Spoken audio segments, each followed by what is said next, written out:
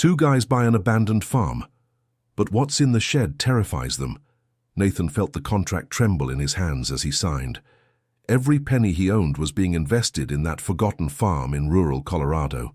Beside him, Michael took a deep breath, also putting his signature on the yellowed paper that sealed the riskiest deal of their lives. The realtor handed over the keys with a forced smile and quickly left the small notary's office in Pinewood Springs, leaving the two friends alone with the weight of a decision that was final. Nathan looked at Michael and saw the same mix of hope and terror he felt inside. "We did it, Nate. After planning for so long, we finally did it," said Michael, but his voice lacked the excitement it should have had. "Now the real work begins," replied Nathan, storing his copy of the contract in the old backpack he'd carried since his teenage years. The two childhood friends had saved for years to fulfill a dream born during a late-night conversation, when they still shared a tiny apartment on the outskirts of Denver. Nathan worked as a social worker and saw directionless young people every day, trapped in cycles of hardship that seemed endless. Michael was a physical education teacher at a public school and shared the same frustration seeing talents wasted for lack of opportunities. The idea of creating a rehabilitation center for troubled youth started almost as a joke, but took shape with each conversation. They wanted a place where boys and girls between 15 and 20 could start over, learn trades, work the land, have a second chance away from the streets and bad influences, a place where the past wouldn't determine the future. The farm appeared almost like a miracle. 150 acres of land, abandoned for over 30 years, with a low price precisely because it had been unused for so long. The property belonged to the heirs of a family that moved to New York City decades ago and simply left everything behind. There was a main house, collapsed corrals, a large shed that could be renovated for workshops, and at the back of the property, a shed the realtor barely mentioned during the visits. Nathan and Michael arrived at the farm in the late afternoon as the sun began to set behind the mountains surrounding the valley. The dirt road was full of potholes, and vegetation had overgrown the broken fences. The main house, though in need of many repairs, still stood with its adobe walls and colonial tiles. "We've got a lot of work ahead," commented Michael, getting out of the borrowed pickup truck they had used to bring the first tools and some supplies. Nathan agreed silently, his eyes scanning every corner of the property as a strange feeling began to grow in his chest. It wasn't exactly fear, but a restlessness he couldn't explain. There was something about that place that made him uncomfortable, as if invisible walls held stories that shouldn't be discovered. They spent the rest of the afternoon exploring the main house, opening stuck windows and brushing away spiderwebs. The rooms were empty, but there were marks on the walls where furniture once stood. The kitchen still had an old wood-burning stove, and the stone sink was cracked but functional. Nathan imagined that space full of life again, with the young people they intended to help learning to cook, to take care of themselves, to have responsibilities. When night fell completely, they set up an improvised camp in the main room, where the ceiling seemed safest. Michael lit a small fire in the backyard to heat water for coffee, and the two sat on nearby stones, gazing at the stars that seemed much brighter away from the city lights. "Are you okay?" asked Michael, noticing that Nathan was quieter than usual. "Just tired." "It was a long day," replied Nathan, but he averted his gaze. Michael had known his friend long enough to tell when something was bothering him. Nathan had grown up in a public orphanage on the outskirts of Denver, a place he rarely mentioned, but that had clearly left deep scars. It was because of that experience that he felt so passionate about the farm project. He wanted to create something different, a space where helpless young people could feel that someone truly cared. The next morning they woke to the crowing of roosters still roaming the property, descendants of birds someone had raised there decades ago. Sunlight streamed through the cracks in the wooden windows, and Nathan got up with his body aching from sleeping on the hard floor. Michael was already awake, preparing coffee on the portable stove they had brought. "Today we need to do a full survey," said Michael, pouring coffee into aluminum mugs. "See what needs urgent repair and what can wait." Nathan agreed, sipping the hot coffee that warmed his hands on the cold winter morning in Colorado. They made a mental list of priorities: fix the main house's roof, check the water system, assess the condition of the other buildings. It was while walking through the back of the property, following a weed-covered trail, that they saw the shed for the first time in daylight. It was a low, long building with unplastered brick walls and a partially collapsed zinc roof. Michael looked at Nathan, who was holding the flashlight, even though it was broad daylight. "The realtor barely mentioned this place," commented Michael, approaching the wooden door hanging by only one hinge. "Maybe because there's nothing important here," replied Nathan, but his voice sounded hesitant. Dear listener, if you're enjoying the story, please take a moment to like and especially subscribe to the channel. It really helps us who are just starting out. Now continuing. Michael pushed the door, which creaked loudly before giving way. Sunlight entered through holes in the roof, creating beams of dusty brightness that cut through the interior darkness. Nathan turned on the flashlight and pointed it inside, and it was at that moment that the two froze completely. The flashlight beam illuminated something neither of them expected to find. Dozens and dozens of rusty iron baby cribs were lined up in perfect rows, as if someone had carefully arranged the space and then simply abandoned everything. Each crib still had its bars, some bent with time and rust. Small baby clothes, now grey and torn, hung here and there. Dusty glass baby bottles sat on the bars of some cribs as if someone had just placed them there. Nathan felt his chest tighten violently. His hands began to tremble so much he almost dropped the flashlight. Images began to flood his mind uncontrollably. Cribs, bars, babies crying, loneliness, abandonment. It was all too terrifying, too real, too close to memories he had buried deep in his consciousness. "Nate, what is this place?" whispered Michael, also shocked, but not understanding his friend's extreme reaction. Nathan didn't answer. He started to back away, stumbling over the door itself. His face had lost all color, and sweat began to bead on his forehead despite the morning chill. Those old rusty cribs were like ghosts from a past he couldn't fully grasp, yet they were there, as real as the ground beneath his feet. "I need to get out of here," Nathan managed to say, his voice tense and choked. "Now, Michael. I need to leave now." Michael immediately followed his friend outside, worried about his condition. Nathan had fallen to his knees on the dirt ground, breathing too fast, clearly in the midst of an anxiety attack.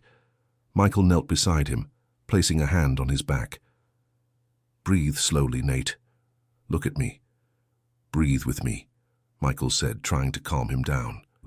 It took nearly 10 minutes for Nathan to regain control. When he finally stood up, his eyes were red and his body still trembled slightly. Michael didn't ask any questions at that moment. He simply helped his friend back to the main house and prepared more hot coffee. It was only after almost an hour sitting on the front porch of the house that Nathan finally managed to speak. "The orphanage where I grew up had cribs like that," he said, his voice still weak.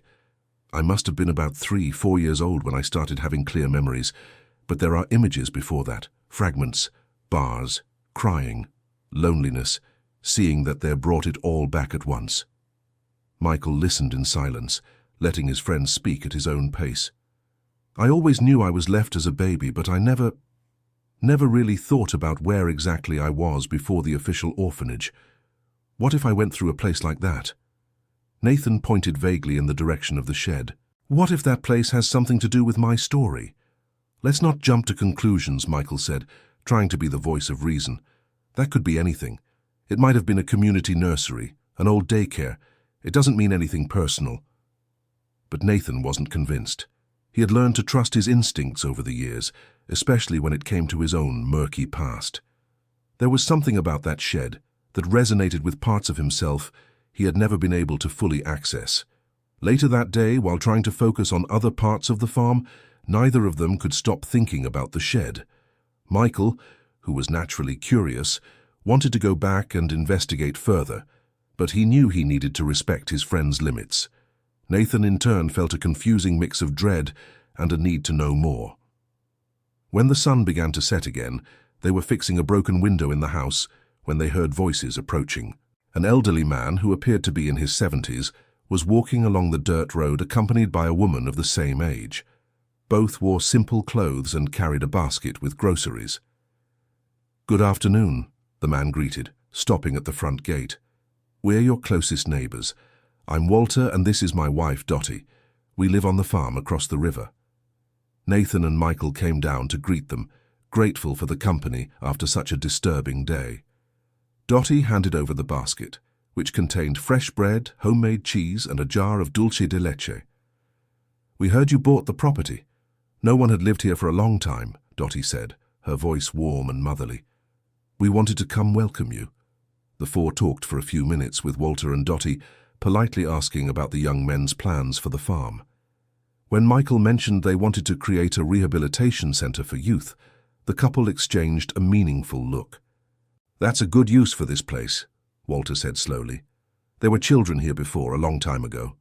Nathan felt his heart race. What do you mean? He asked, trying to keep his voice calm.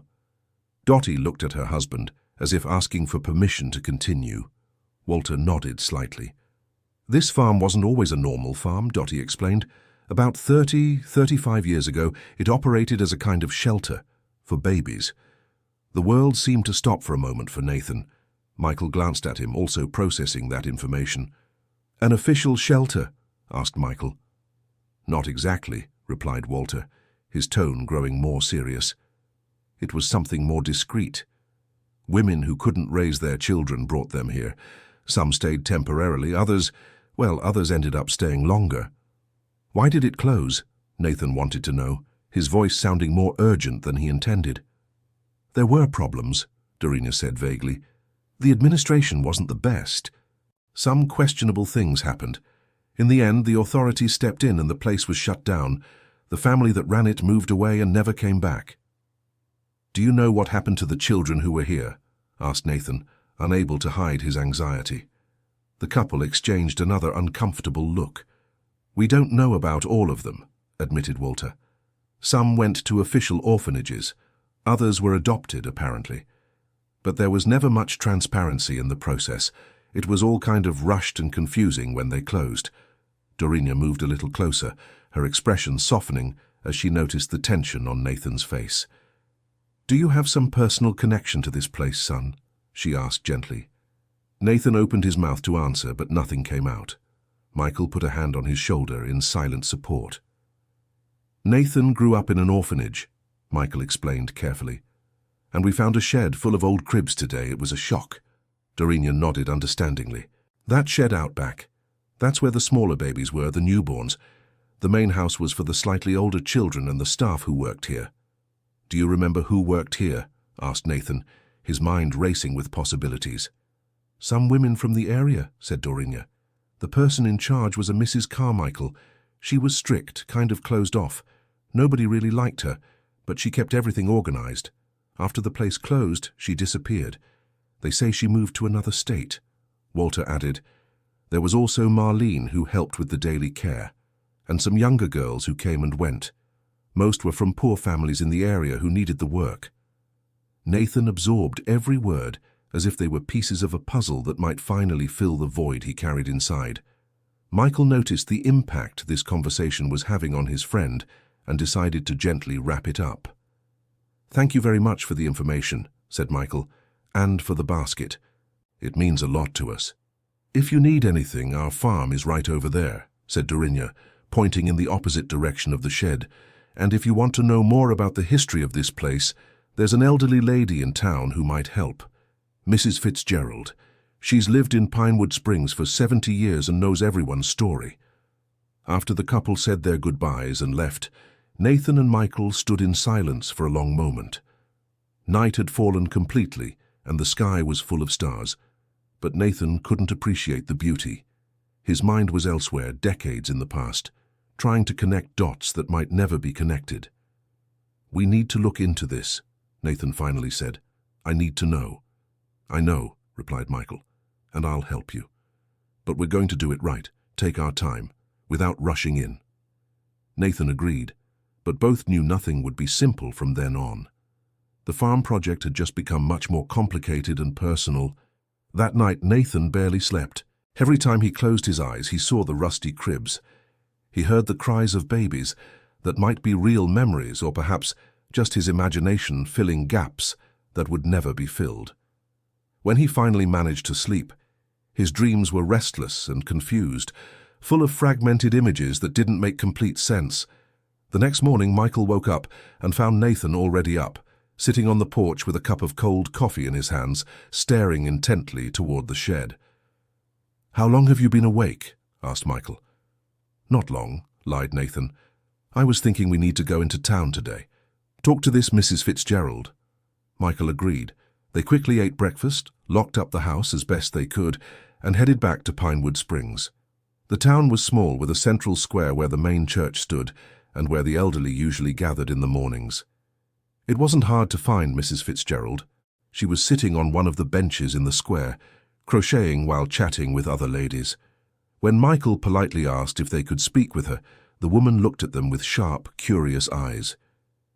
"You're the young men who bought the old St. Clara farm." It wasn't a question, but a statement. News travels fast in a small town. "Yes, ma'am," confirmed Nathan, "and we'd like to know more about the history of the place, if you can tell us." Mrs. Fitzgerald studied them for a long moment, her fingers stopping the crocheting motion. "Come, this isn't a conversation to have in the square," she said, rising with surprising agility for someone who must have been about 75. They followed her to a simple but well-kept house 2 blocks from the square. Mrs. Fitzgerald invited them in and served fresh coffee with cornbread cake. Only after everyone was settled in the small living room did she begin to speak. "St. Clara Farm isn't named that by chance," began Mrs. Fitzgerald. "St. Clair is the patron saint of abandoned children. The farm was bought in the 50s by the Almeida family with the intention of creating a place where women in trouble could leave their babies temporarily. The idea was good at first." "At first," repeated Michael. "Over time things changed," continued Mrs. Fitzgerald, her eyes growing distant with memories. Mrs. Carmichael, who took over management in the 80s, was a hard woman. She saw those children not as babies who needed love, but as a business. She started charging the mothers to keep the babies there, which wasn't the original purpose. "And the mothers paid?" asked Nathan. "Some did, others couldn't. Many were farm workers who migrated following the harvests. They left the babies for weeks or months, promising to return. Some came back, others—" Mrs. Fitzgerald made a significant pause. "Others disappeared, and the babies stayed." "What happened to those babies who stayed?" Nathan's voice was tense. "Officially, they were sent to orphanages or for adoption, but there wasn't always proper documentation. Mrs. Carmichael was known for disliking bureaucracy. She thought she was doing a favor by allowing families to take the children without all that paperwork that, according to her, only delayed things." Michael and Nathan exchanged a troubled look. That's illegal," said Michael. "It was," agreed Mrs. Fitzgerald, "and it eventually caught the authorities' attention. There was an investigation in the early 90s. They discovered that many children had been handed over without proper documentation. Some families who had taken children didn't even know the process wasn't legal. Others knew but didn't care. It was a huge scandal at the time." "And what happened?" asked Nathan, his voice barely above a whisper. "They closed the place. Carmichael fled to avoid prosecution. The children who were still there were distributed among orphanages in the region. They tried to track all the irregular adoptions, but it was impossible. Many families moved away, others denied ever receiving any child. It was a total mess. Nathan felt as if the ground was disappearing beneath his feet. He had been born in the early 90s. He had been found in an orphanage with no clear records of where he came from. He was always told he had been left directly there. But what if that wasn't the case? What if he had passed through St. Clara Farm first? "Do you have any records of those babies? Any list?" asked Nathan, his urgency showing. Mrs. Fitzgerald shook her head no. "The official records were confiscated in the investigation. Some say they were destroyed to protect the families involved in the irregular adoptions. Others say they are filed away somewhere, but inaccessible." "There has to be something," insisted Nathan, standing up abruptly. "Some paper, something that was left." Michael also stood up, placing a hand on his friend's arm to calm him. Mrs. Fitzgerald watched them with an understanding expression. "You think you went through there, don't you?" she asked gently. Nathan didn't trust his voice to answer, so he just nodded. Mrs. Fitzgerald sighed deeply. I don't have official records, but I know people who worked there. I also know some of the mothers who left their children. It won't be easy, and not everyone will want to talk about it. It was a painful period for many people. Please, said Nathan, his voice breaking. I need to know. I've spent my whole life not knowing where I came from. If there's any chance of finding out, I need to try. Mrs. Fitzgerald studied Nathan's face for a long moment, seeming to make a decision. There's a woman who used to work there in the 80s and 90s, Marlene. She lives on the outskirts of town. I don't know if she'll want to talk, but I can give you her address. Mrs. Fitzgerald wrote the address on a piece of paper and handed it to Nathan. But be careful, she advised. Stirring up the past sometimes brings more pain than answers. Nathan and Michael thanked her and left Mrs. Fitzgerald's house with a mix of hope and apprehension. The address led to a small house on the edge of town, painted in faded blue with a simple garden in front. When they knocked on the door, a woman around 60 years old answered. She had greying hair tied in a bun and tired eyes that seemed to have seen a lot in life. Mrs. Marlene? Asked Michael politely. Yes. Who's asking? My name is Michael and this is Nathan. We bought the old St. Clara farm and we're trying to understand the history of the place. Marlene's expression changed immediately. Her face closed off and she started to shut the door. I have nothing to say about that place. It was a long time ago and I don't remember anything. Please, said Nathan quickly, putting his foot in the door. I grew up in an orphanage. I have no records of where I came from. I only know I was found in the early 90s. I need to know if I passed through the farm. Marlene hesitated, looking at Nathan's face with an expression that mixed guilt and pity. You don't understand what you're asking, she said quietly. That place, what happened there? It's not something anyone should have to relive. I've lived without knowing my whole story, replied Nathan, his voice firm, despite the tears beginning to form in his eyes. Not knowing is worse than any truth you could tell me. Marlene was silent for a long moment, clearly struggling internally. Finally, she sighed and opened the door completely. Come in, but I'll only tell this once, and I never want to talk about it again. Dear listener, if you're enjoying the story, please take a moment to like and especially subscribe to the channel. It really helps us who are just starting out. Now, continuing. Inside the house, Marlene led them to a small room where family photos covered the walls. She served water to both of them and sat in a creaking chair. I worked at the farm for almost 10 years, she began, looking at her hands in her lap. I started when I was in my early 20s. I needed the money, and the work seemed simple, taking care of babies, giving bottles, changing diapers. At first it was even beautiful in a way. We were helping mothers who couldn't manage. But it changed, said Nathan, more a statement than a question. It changed when Mrs. Carmichael took over everything. She turned that place into a machine. She didn't care about the children as people. They were merchandise. I know it's awful to say that, but that's how she saw them. When childless couples showed up wanting to adopt, she didn't do the proper checks. She didn't care if they could provide a good home. She just wanted the money they paid. And you didn't report it. Michael's voice carried judgment. Marlene raised her eyes, which shone with unshed tears. I was young and foolish. I was afraid of losing my job. I was afraid of Carmichael. She was a scary woman when she wanted to be, and I tried to convince myself that at least the children were going to homes, even if the process wasn't right. It was only much later that I understood the size of the mistake I made by staying silent. Do you remember any specific babies? Asked Nathan, his voice trembling. From the early 90s? Marlene closed her eyes. There were so many, dozens. Sometimes the shed was full with 20, 30 babies at the same time. It was hard to give individual attention to each one. We did the minimum to keep them alive. Few were truly cared for with affection. Nathan felt a huge weight in his chest imagining babies being treated like that. But some stay in the memory, continued Marlene, her voice growing even softer. There was one baby. Must have been a few months old when he arrived. He was brought by a young woman who said she would be back in 2 weeks. She was crying a lot. She said she needed to work in the coffee plantations and had no one to leave her son with. The baby had a crescent moon-shaped birthmark on his left shoulder.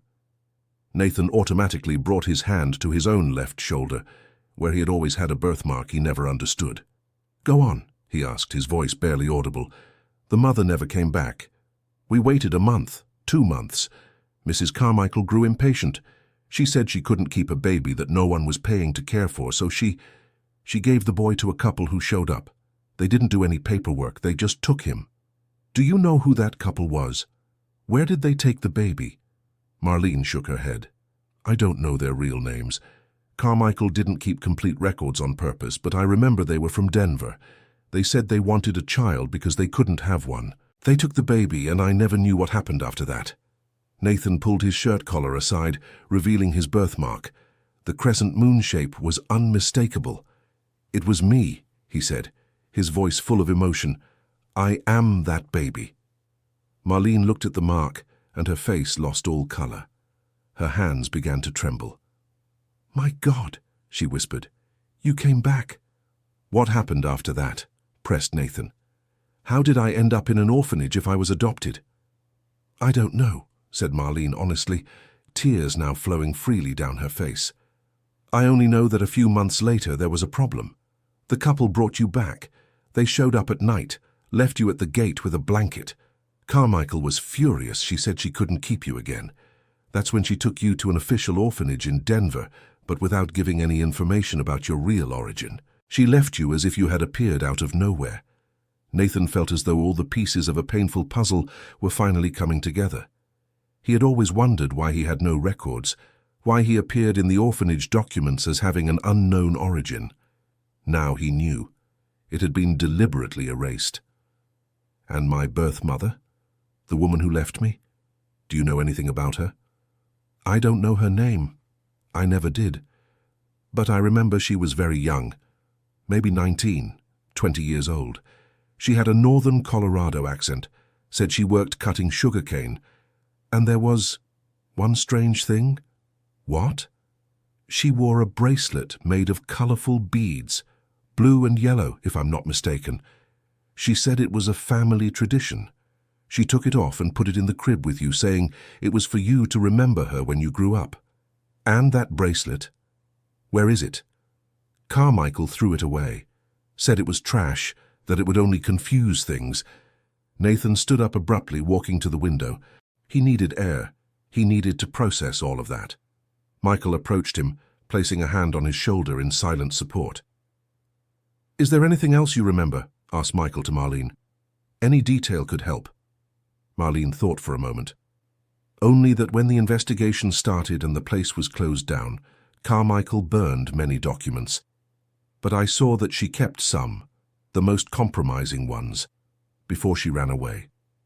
I don't know where she went, but if she's still alive, she's the only one who might have complete records of what happened." "Does anyone know where she went?" asked Nathan, turning around. "Some people say she went to upstate New York. Others say she left the country. No one knows for sure. She disappeared and was never heard from again." Nathan and Michael left Marlene's house a few hours later, mentally exhausted. The sun was already high in the sky and the midday heat was intense, but Nathan barely felt it. His mind was elsewhere, processing everything he had discovered. "Are you okay?" asked Michael when they reached the pickup truck. "I don't know," Nathan answered honestly. "I've spent my whole life wanting to know where I came from.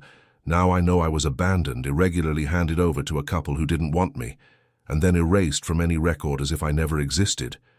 I don't know how to feel about that." "At least now you know the truth," said Michael, trying to be positive. "But it's not the whole truth," replied Nathan. "I still don't know who my birth mother is. I don't know why she never came back. I don't know why the couple returned me. There are still many unanswered questions."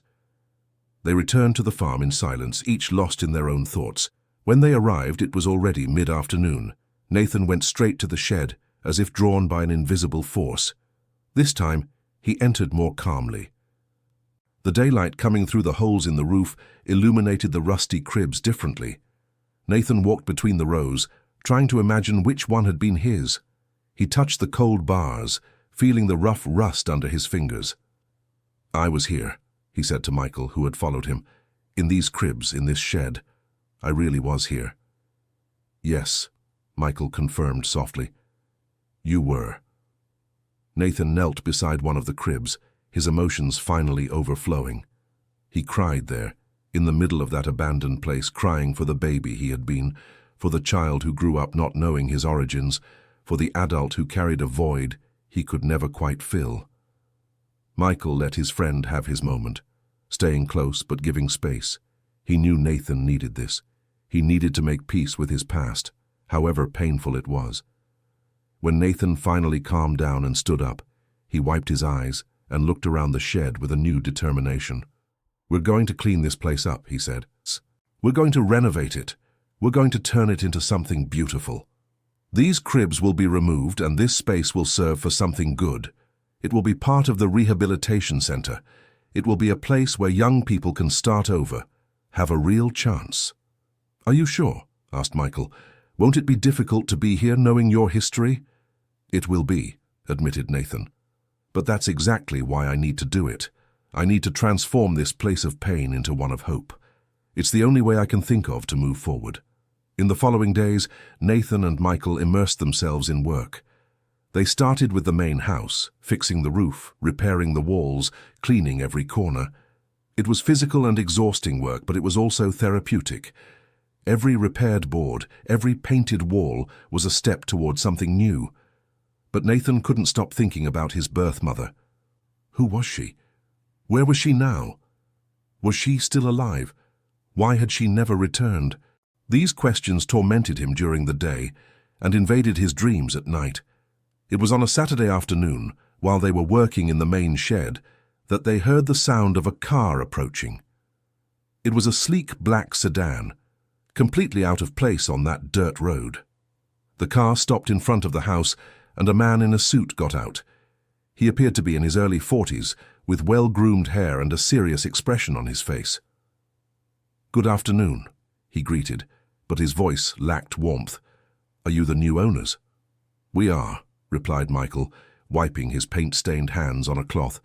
How can we help you? My name is Henry Thompson, said the man, handing over a business card. I'm a businessman from this area. I'd like to make you a proposal. Nathan and Michael exchanged a suspicious look. What kind of proposal? Asked Nathan. I'd like to buy this property, Henry said directly. I'm willing to pay triple what you paid for it. There was a moment of stunned silence. Michael looked at Nathan, seeing the confusion reflected on his own face. Why do you want this farm so badly? Asked Michael. It's been abandoned for decades. It needs a lot of renovation. I have my reasons, Henry said vaguely, and my offer is very good. You can take that money and buy another property, maybe even a better one. We're not interested in selling, Nathan said firmly. Henry's expression hardened slightly. You haven't even considered the offer. It's a lot of money. And still we don't want to sell, Nathan repeated. This farm has special meaning for us. Special meaning? Henry gave a humorless laugh. You just got here. What meaning could it have? Nathan was about to respond when Michael interrupted him. We appreciate the offer, Mr. Thompson, but our decision is made. This farm is not for sale. Henry studied them for a long moment, his jaw tight. You're making a mistake, he said finally. This property has history. History that might be better left buried. What history? Nathan asked immediately. But Henry was already heading back to his car. Think about my offer, he said before getting into the vehicle. It won't last forever. The car drove away, leaving a cloud of dust, and Nathan and Michael stood watching until it disappeared from view. That was strange, commented Michael. Very strange, Nathan agreed. And he knows something. Did you see how he talked about history that should stay buried? Do you think he has a connection to this place's past? There's only one way to find out. They went back to town and discreetly asked about Henry Thompson.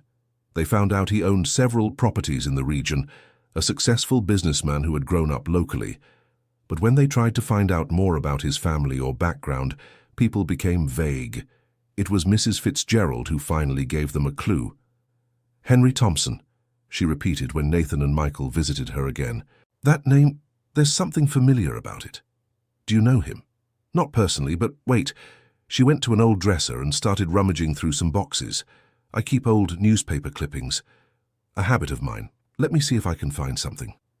After a few minutes, she pulled out a yellowed clipping from a local newspaper from the 90s.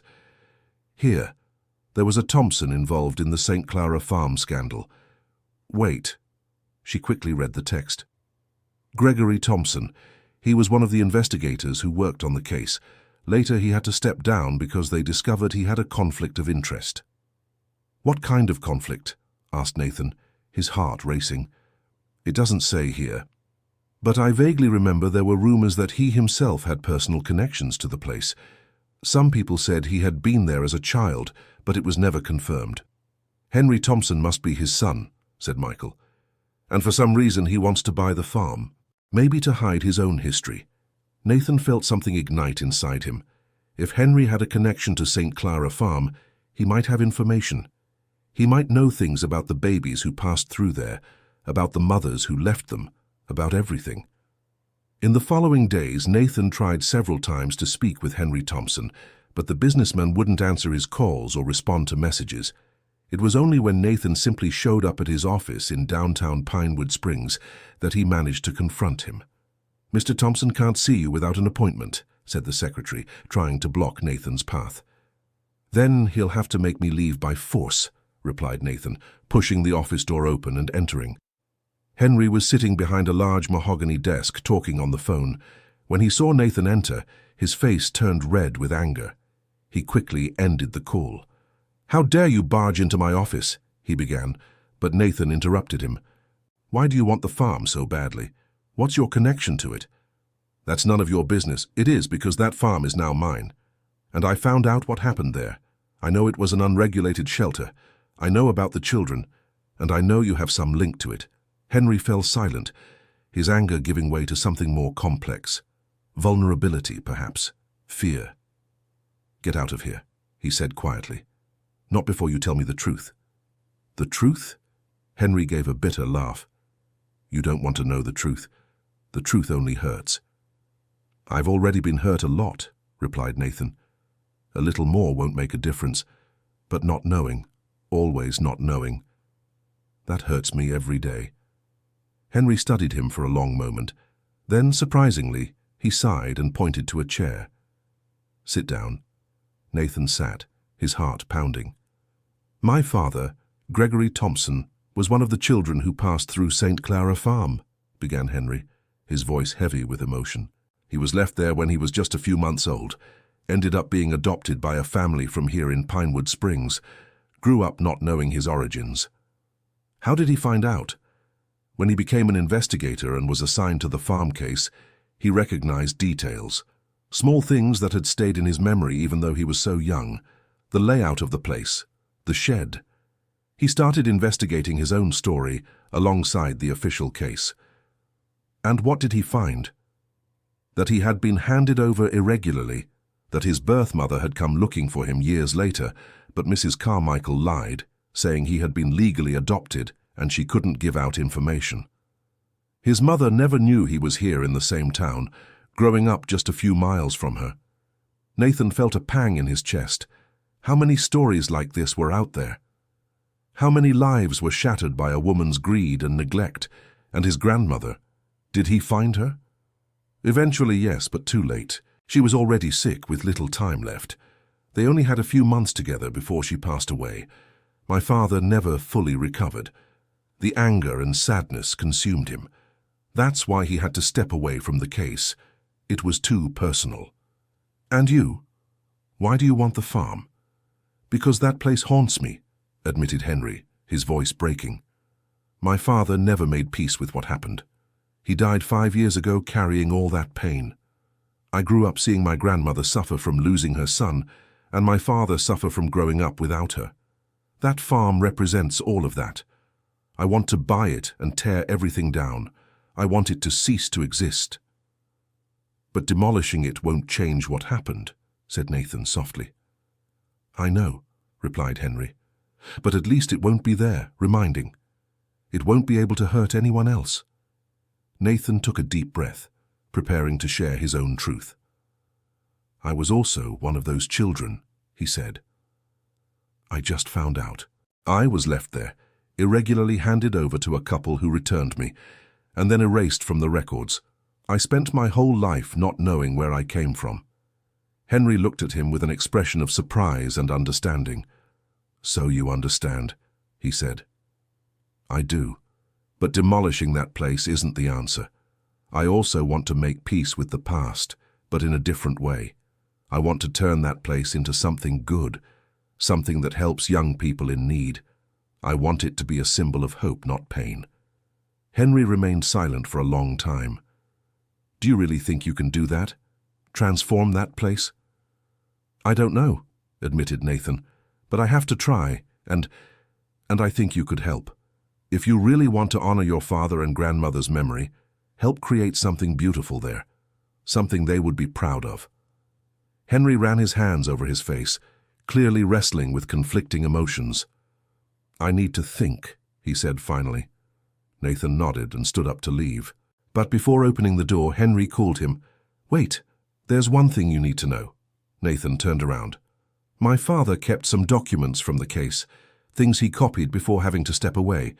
There might be information about you, about your mother. I never looked too much, it was too painful, but if you want, you can take a look." "Yes," said Nathan immediately. "Yes, I want to." That night, Henry went to the farm with an old box full of papers. Nathan and Michael received it in the main house, where they had set up a makeshift table. Henry placed the box on the table, and the three sat around it. "My father organized everything chronologically," explained Henry, opening the box. "These are documents, photos, notes, everything related to St. Clara Farm between 1985 and 1992. Nathan began sifting through the papers with trembling hands. There were lists of names, but many were incomplete or only had first names. There were photos of the shed when it was still operational, showing organized cribs and some caregivers. Nathan recognized Marlene in some photos, much younger. It was Michael who found something significant first. "Nate, look at this." It was a handwritten list titled Unclaimed Babies, 1991 to 1992. There were about 15 names, most with only initials, but one of them immediately stood out to Nathan.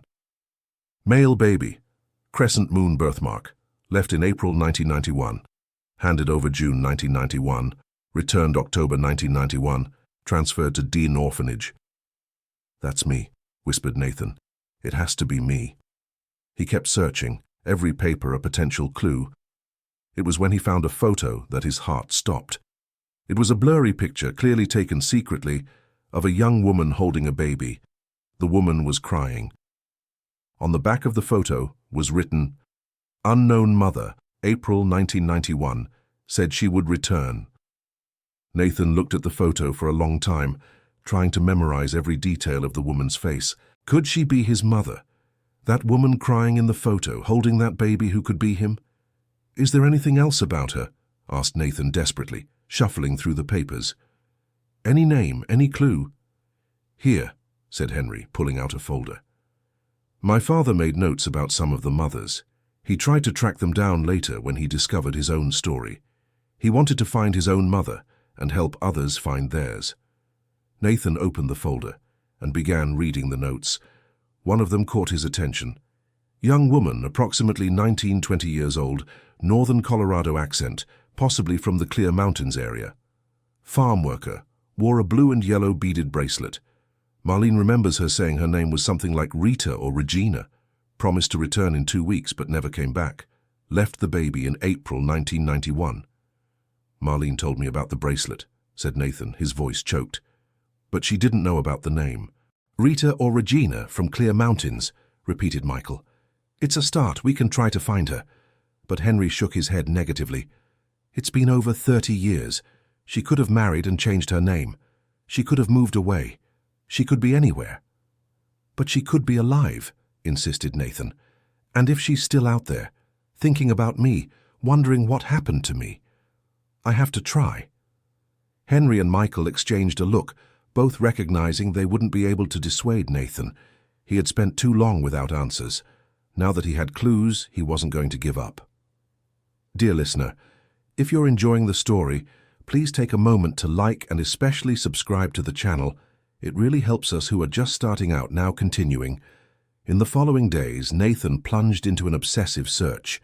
During the day, he and Michael continued working on the farm, but at night, Nathan spent hours on the computer trying to track down women named Rita or Regina who had connections to Clear Mountains in the early 90s. It was frustrating and often hopeless work. There were dozens of Ritas and Reginas. Some weren't the right age. Others had no connection to farm work. Many simply didn't respond to his messages or calls. But Nathan didn't give up. Each night he slept less. Each day he grew more determined. Michael began to worry about his friend's health. "Nate, you need to rest," he said one morning, seeing the deep bags under Nathan's eyes. "I'll rest when I find her," Nathan replied automatically. "And if you don't find her? What if she doesn't want to be found?" Nathan stopped what he was doing and looked at Michael. "Then at least I'll know I tried. I can't spend the rest of my life wondering, what if?" It was on a Thursday afternoon that Nathan received a call from an unknown number. When he answered, an elderly woman's voice spoke from the other end. "Hello? Is this Nathan?" "Yes, who is this?" "My name is Helen. You left a message for my sister, Regina. She didn't want to speak directly, but she asked me to call."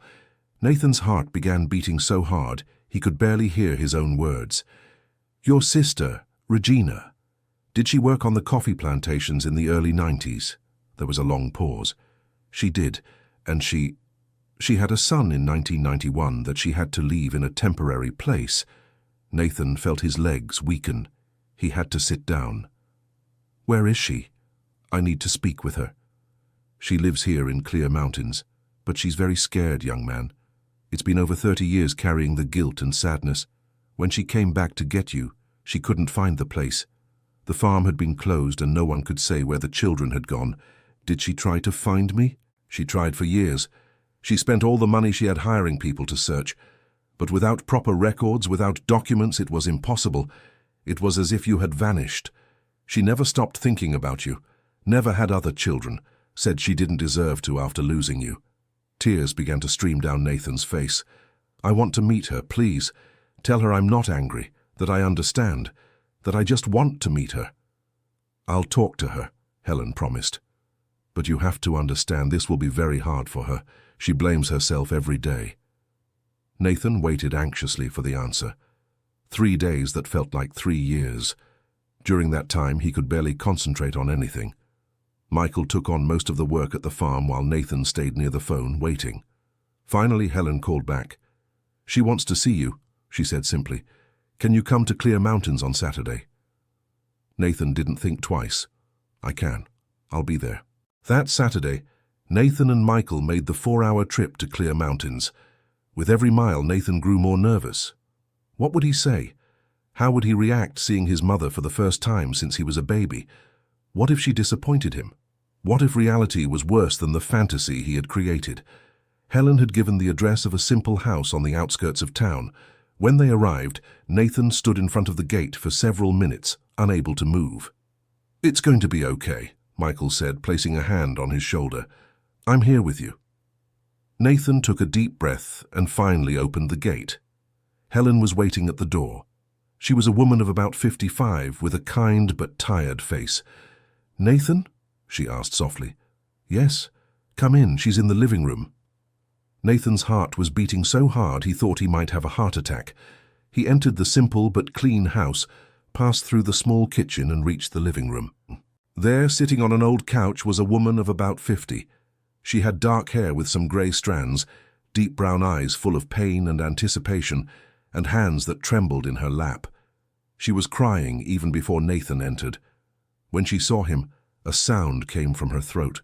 Not quite a scream, but something between a sob and a moan of pain. She stood up, her legs shaking so much she almost fell, but she stayed on her feet. "My boy," she whispered, her voice broken. "My boy." Nathan didn't know what to do. All the years of pent-up anger, the feeling of abandonment, the questioning of his worth, everything came to the surface at once. But looking at that woman, seeing the genuine pain on her face, the guilt she carried in every line of expression, he felt something different than he expected. He didn't feel anger. He felt compassion. "Mom," he said, trying out the word for the first time in his life with real meaning. Regina covered her face with her hands and collapsed back onto the couch, sobbing uncontrollably. Nathan slowly approached and knelt in front of her. Gently, he touched her hand. "It's okay," he said, though he knew it wasn't. Nothing about that situation was okay, but he needed to say it. He needed to start the healing somehow. "I'm sorry," was all Regina could say between sobs. "I'm sorry, I'm sorry, I'm sorry." They stayed like that for a long time, Regina crying and apologizing, Nathan holding her hand and trying to process the reality of finally being in the presence of his biological mother. It was Helen who eventually intervened, bringing water and trying to calm her sister. Michael stayed in the kitchen, giving them privacy, but close enough in case Nathan needed him. When Regina finally calmed down enough to speak, the whole story came out in broken, emotional words. She was 17 when she got pregnant. The father was a boy from her town who disappeared when he found out about the pregnancy. Regina's family rejected her, saying she had brought shame upon them. She had Nathan alone, with the help of a local midwife. During the first 3 months, she tried to take care of him while working any job she could get. But it wasn't enough. She couldn't afford rent, food, and care for a baby all at once. That's when a woman told her about St. Clara Farm. She said it was a place where mothers who were struggling could leave their babies temporarily, safely until they could get back on their feet. Regina didn't want to leave her son, but she was desperate. She thought it would only be for a few weeks. She got a job cutting cane at a large farm that offered housing. The work was brutal, 16 hours a day under the scorching sun. But she endured it because every penny she earned brought her closer to being able to get her son back. It was 2 months of non-stop work. Regina barely ate to save money. She sent almost all of her salary to Helen to keep. When she finally saved what she thought would be enough to start over, she quit and went back to get Nathan. But St. Clara Farm had disappeared. The place was closed, abandoned. There were condemnation signs. Regina went into total panic. She went to the nearest town, asked everyone she met. Nobody could give her solid information. Some said the children had been taken to orphanages. Others said they had been adopted.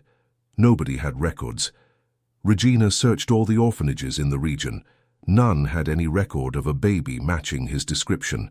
She went to Denver, knocked on the doors of dozens of institutions. Nothing. It was as if Nathan had simply vanished.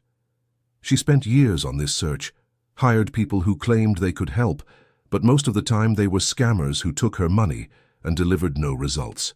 Regina never gave up, but eventually the money ran out and she no longer had the resources to keep looking. She tried to move on with her life, but she never really could. She was briefly married, but the marriage ended in less than a year because she couldn't connect emotionally. She never had other children. She spent decades working manual labor jobs, living simply, always with the image of her baby in her mind. "I never stopped thinking about you," she said to Nathan, holding his hands as if afraid he would disappear if she let go. "Every birthday I would wonder where you were, how you were growing up, if you were happy, if you had a good family, if you hated me for leaving you." "I don't hate you," said Nathan, and it was true. It was hard growing up not knowing, not having anyone, but I understand now. You had no choice. "I had a choice," Regina corrected, her voice firm despite the tears. "I always had a choice. I could have tried another way.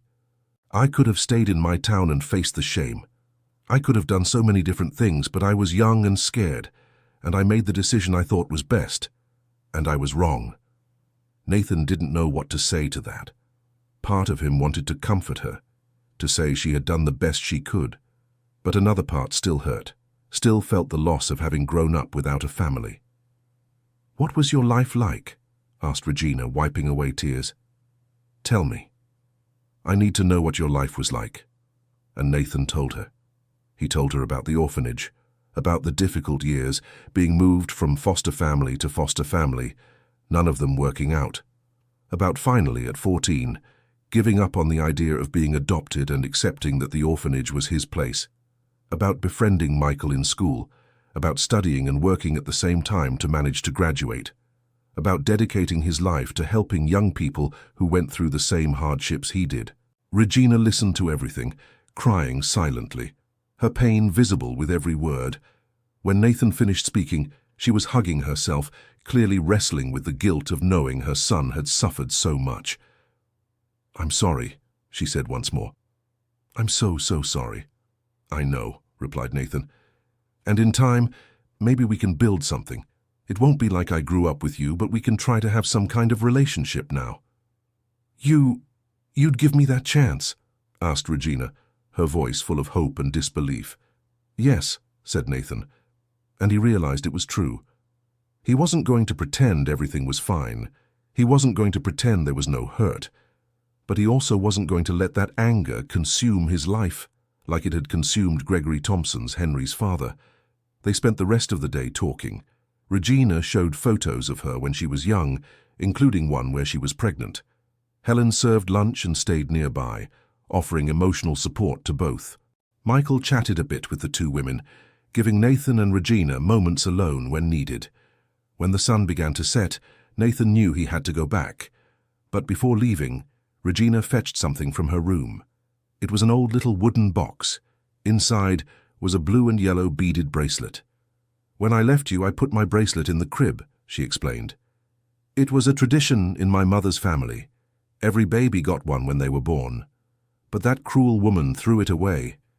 I made a new one years ago, identical to the original. I've kept it all these years, hoping to find you. I want you to have it." Nathan took the bracelet. It was simple, handmade, but carried all the weight of a story of pain and love. "I'll keep it," he promised. Regina hugged him one last time before he left. It was a long, tight hug, as if she was trying to recover all the hugs lost over 3 decades. "Will you come back?" she asked when she finally let him go.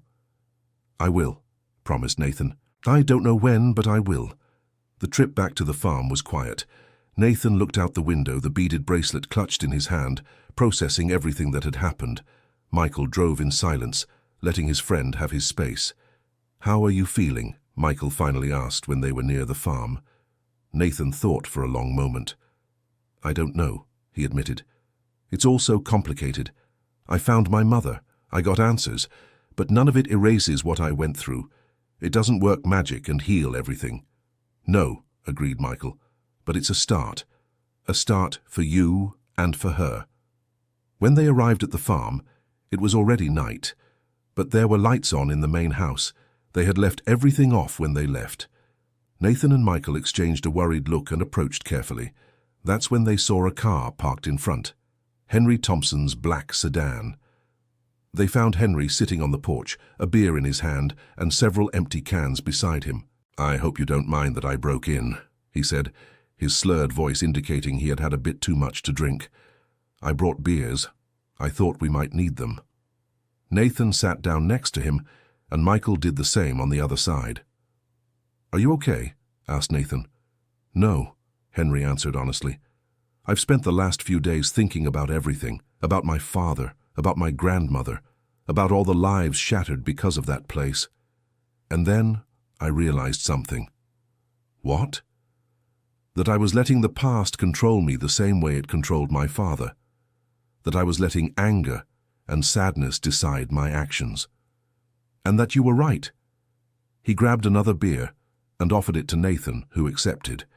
"That place doesn't need to be destroyed. It needs to be transformed. It needs to become something my father and grandmother would be proud of, something that honors all the children who passed through there and suffered." "Are you serious?" Michael asked. "Completely serious," replied Henry. "I want to help. Financially, logistically, whatever's necessary. I want to be part of transforming this place." Nathan felt a lump in his throat. After such an emotionally charged day, this was almost too much to process. "Why the change of heart?" he asked. "Because you made me realize that holding on to anger doesn't honor anyone. It doesn't honor my father. It doesn't honor my grandmother. It doesn't honor any of the children. But creating something beautiful, something that helps other people, that is a way to honor all those lives." The 3 men sat on the porch for hours, drinking beer and talking about plans for the farm. Henry had resources and connections that could greatly speed up the renovation process. Nathan had the passion and vision. Michael had the practicality and educational knowledge to structure effective programs. Together, they began designing a plan much more ambitious than what Nathan and Michael had originally imagined. It wouldn't just be a rehabilitation center, but a complete place. There would be workshops to learn trades, fields for agriculture, a genealogy center to help other people find their roots, and support programs for young mothers going through difficulties. The shed, where the cribs were kept, would be transformed into a memorial, a place of remembrance, but also of hope. The stories of the children who passed through there as much as could be recovered would be honored. In the following weeks, work at the farm gained new momentum. Henry brought a team of workers to help with the heavier renovations. The main house was completely restored. The barn was transformed into workshops, new dormitories were built, and the shed was carefully cleaned. The rusty cribs were removed with respect. The walls were painted white. An entire wall was dedicated to photos and stories. Some of the people who had been there as children began showing up, sharing their own experiences. Nathan organized an event at the farm to gather everyone who had any connection to the place. The news spread through social media groups, local newspaper ads, and word of mouth. On the scheduled day, over 100 people showed up. There were those who had been babies at the shelter, now adults in their 30s and 40s. There were mothers who had left their children there, carrying decades of guilt and sadness. There were people who had worked at the location. There were families who had adopted children from there, some legally, some not. It was a day of many tears, but also many reunions. Siblings who didn't know about each other's existence met. Mothers and children reunited. People who grew up thinking they were only children discovered they had twin or triplet siblings who had been separated as babies.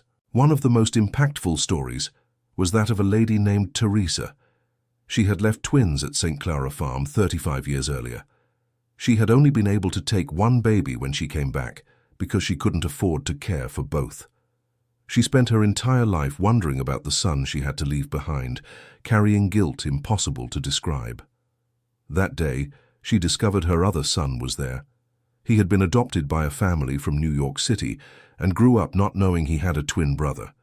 The reunion of the three was something that left everyone present in tears. Nathan saw that scene and understood the true power of what they were doing there. It wasn't just about renovating a building or creating a rehabilitation center. It was about healing wounds that had been opened decades ago. It was about giving people the chance to find pieces of themselves they thought were lost forever. But not all stories had happy endings. A 40-year-old man came looking for his mother, only to discover through partially reconstructed records that she had come looking for him. But Mrs. Carmichael had lied, saying he had already been adopted. His mother had died years ago, never knowing her son was alive, and had stayed at the shelter for 2 more years before actually being adopted. This man, Joseph, was paralyzed by the revelation. His entire life, he had convinced himself that his mother hadn't cared enough to come back for him. Discovering that she had returned, that she had tried, that she had been deceived, the pain was different but no less intense. Nathan sat with Joseph that night, after most people had left. They stayed in the memorial shed surrounded by photos and stories. "How do you deal with it?" asked Joseph. "With knowing that so much could have been different if it weren't for one bad person." "I don't deal with it well," admitted Nathan. "There are days when the anger almost consumes me. There are days when I think about everything I lost, about everything that could have been. But then I think about what we're building here. I think about the people we're helping to reconnect, and that gives me purpose." "But your mother is alive. You got to meet her, mine." "Yours loved you," Nathan interrupted gently, "and she came back for you. That's important. That means something, even if she's no longer here for you to tell her." Joseph cried that night. He cried for the mother he never knew, for the lost opportunities, for the lies that destroyed so many lives. But he also began a healing process.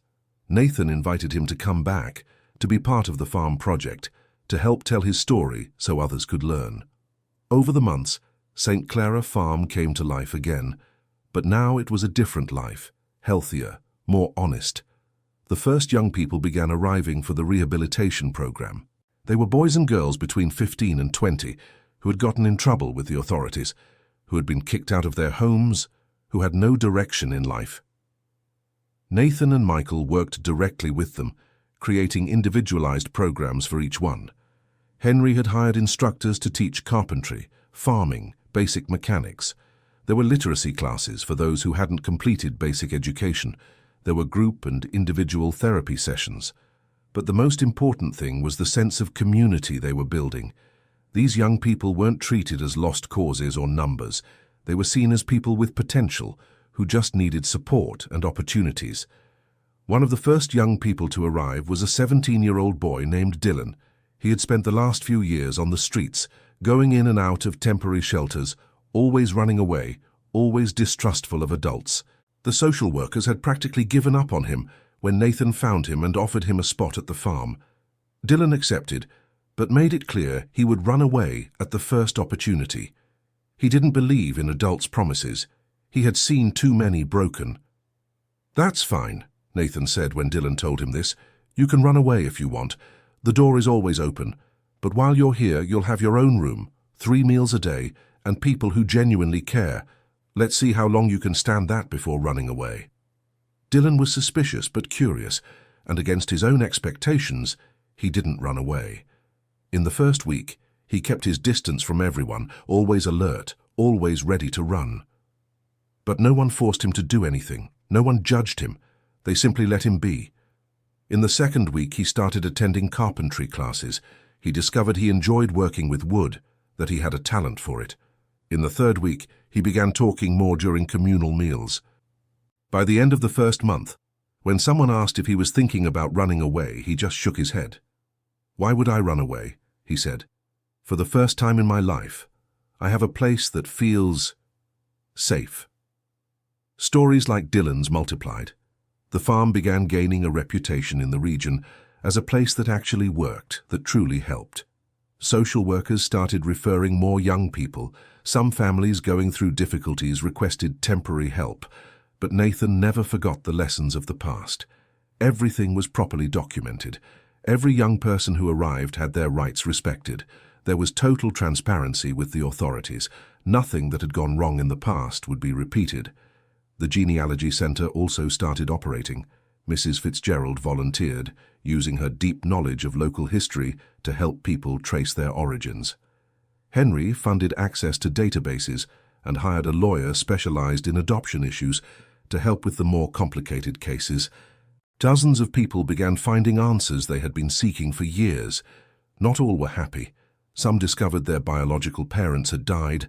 Others uncovered difficult truths about the circumstances of their birth or abandonment. But all agreed that knowing was better than living in constant uncertainty. Nathan maintained regular contact with Regina. Every 2 weeks he called her to talk. Every 2 months he visited. Their relationship wasn't easy or simple.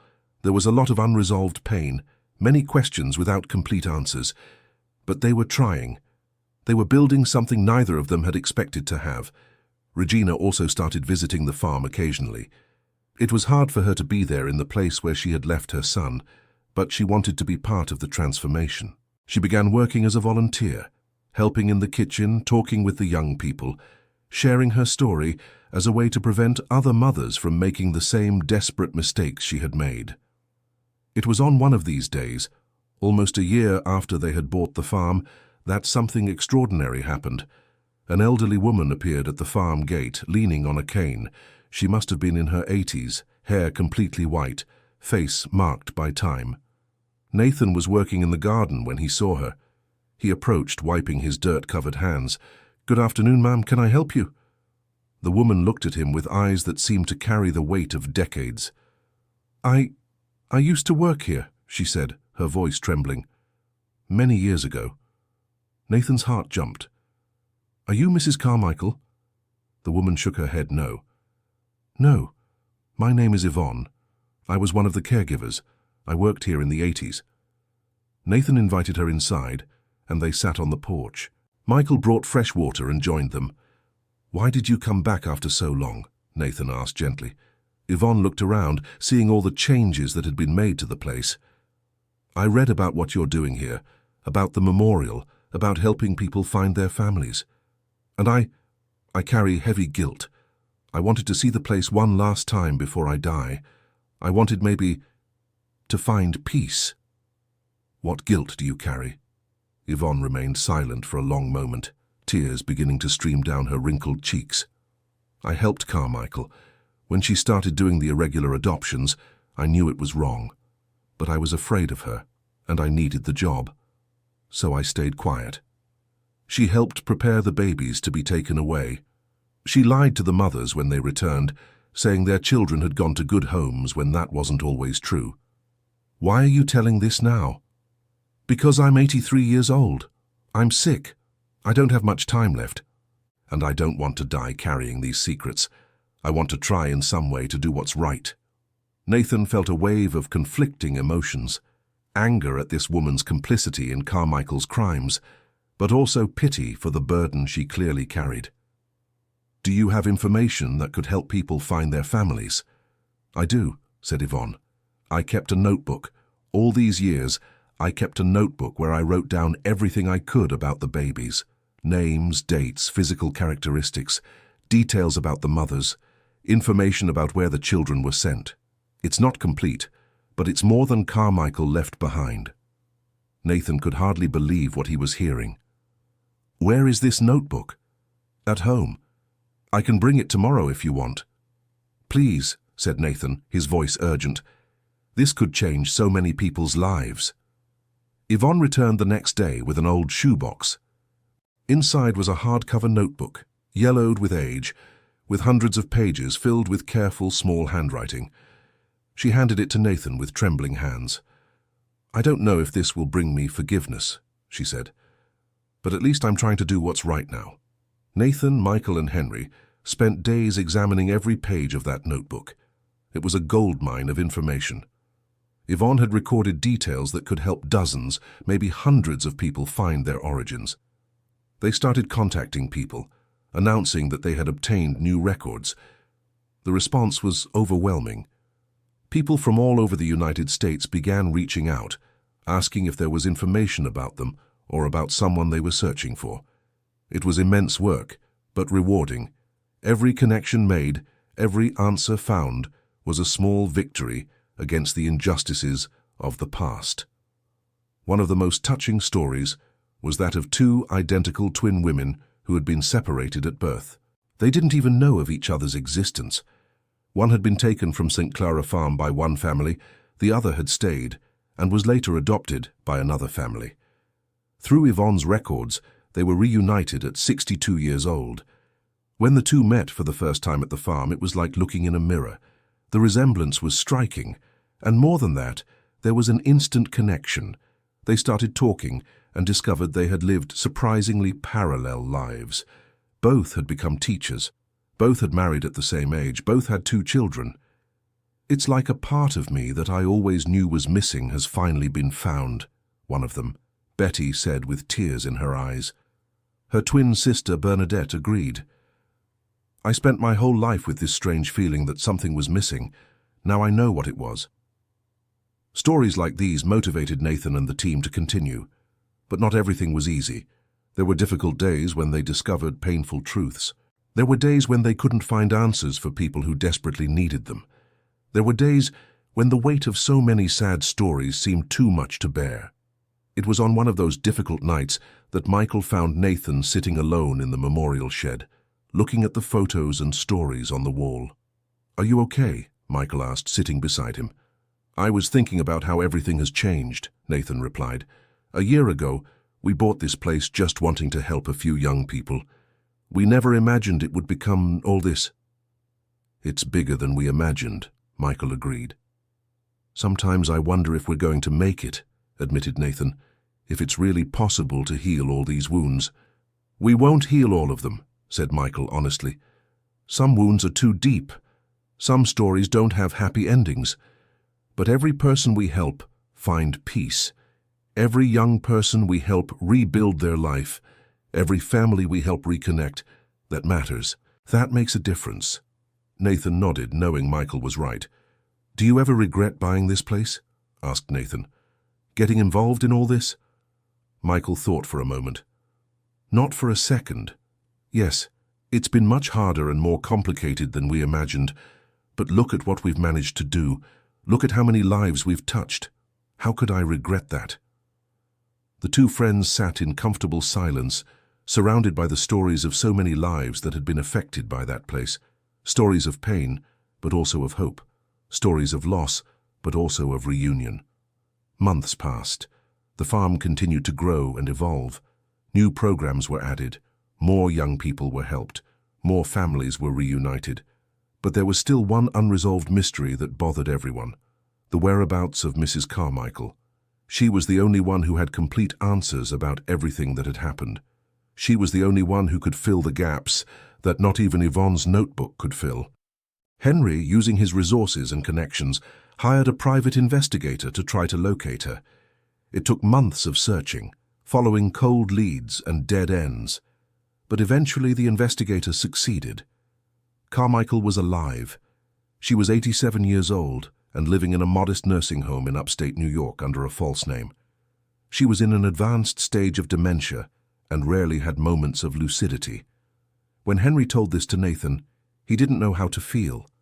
Part of him wanted to confront that woman, demand answers, make her pay for what she had done. But another part knew there would be no satisfaction in it. An elderly, sick woman who barely remembered her own name couldn't give him the answers or the justice he sought. "What do you want to do?" asked Henry. Nathan thought for a long time. "Nothing," he said finally. "I won't visit her. I won't confront her. She's already living in her own prison, locked in a mind that no longer works. It won't bring me peace, and it won't change anything that happened." "Are you sure?" "I am. The real victory isn't making her pay. It's what we've done with this place. It's turning pain into hope. It's helping people reconnect. That is enough." Henry respected the decision, although he himself struggled with it. There was a part of him that wanted justice for his father and his grandmother. But eventually, he too came to the same conclusion as Nathan. The best revenge was the transformation they had accomplished. 2 years after buying the farm, they organized a big celebration. It was the official anniversary of the inauguration of the St. Clara Farm Family Rehabilitation and Reconnection Center. Hundreds of people attended. There were former residents of the rehabilitation program, now with jobs and stable lives. There were families that had been reunited through the genealogy center. There were volunteers who dedicated their time to help. There were local authorities who recognized the important work being done. Nathan gave a speech that day, standing in front of the memorial shed, surrounded by all those people whose lives had been touched by that place. 2 years ago, he began, his voice emotional but firm, 2 friends bought an abandoned farm wanting to help some young people.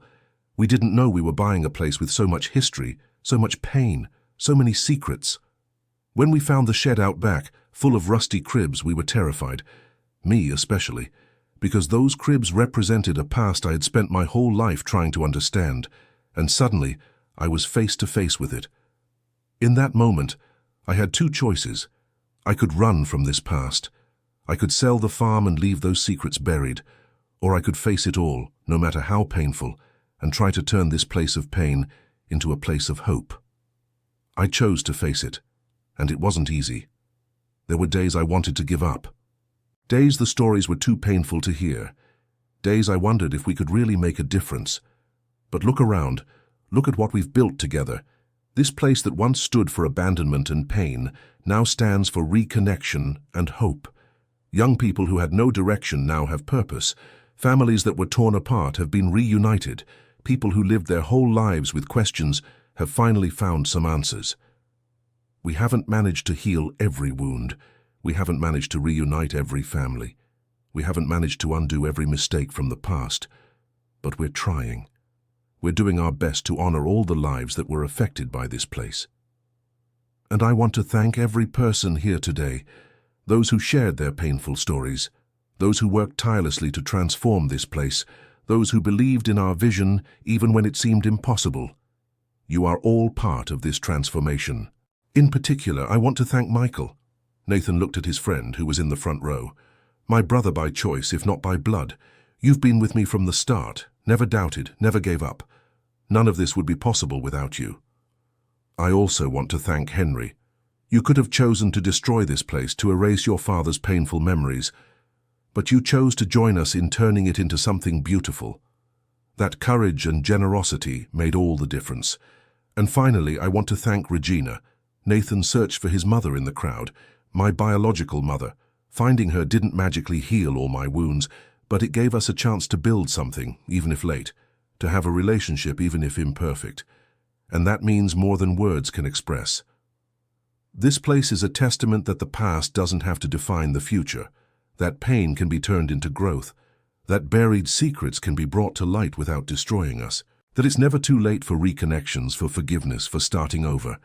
St. Clara Farm is no longer a place of abandonment, it's a place of welcome. It's no longer a place of secrets, it's a place of truth. It's no longer a place of pain, it's a place of healing. And as long as I live, as long as any of us live, we will continue this work. We will keep helping young people find their way. We will keep helping families reconnect. We will keep honoring all the lives that passed through here. Because we all deserve to know where we come from. We all deserve to have a family, whether biological or by choice. We all deserve second chances. And we all deserve to turn our pain into something that helps others. When Nathan finished his speech, there were very few people who weren't crying. The emotion was palpable. People hugged each other, shared stories, reconnected with old acquaintances, and made new friends. The celebration lasted all day. There was food prepared by the program residents, live music from some young people who had discovered musical talents during their stay, and tours of the memorial, where people could see the stories that had been preserved. At night, when most people had left, Nathan, Michael, Henry, and Regina sat together on the porch of the main house. They were exhausted, but happy. "We did it," said Michael, raising a beer. "We really did it." The others raised their drinks in a silent toast. "What comes next?" asked Henry. "We keep going," replied Nathan simply. "There are always more young people to help, more stories to uncover, more lives to touch." Regina, who had been quiet most of the night, finally spoke. "I wanted to say something," she began, her voice trembling. "I know I'll never be able to make up for the years we lost. I know I'll never be able to undo the pain my decision caused. But seeing what you've done here, Nathan, seeing how you've transformed that pain into something so beautiful, that gives me hope. Hope that maybe one day you might fully forgive me, and hope that I can forgive myself too." Nathan looked at his mother for a long moment. It wasn't complete forgiveness, there was still pain. There were still questions, there were still moments when he resented growing up without her.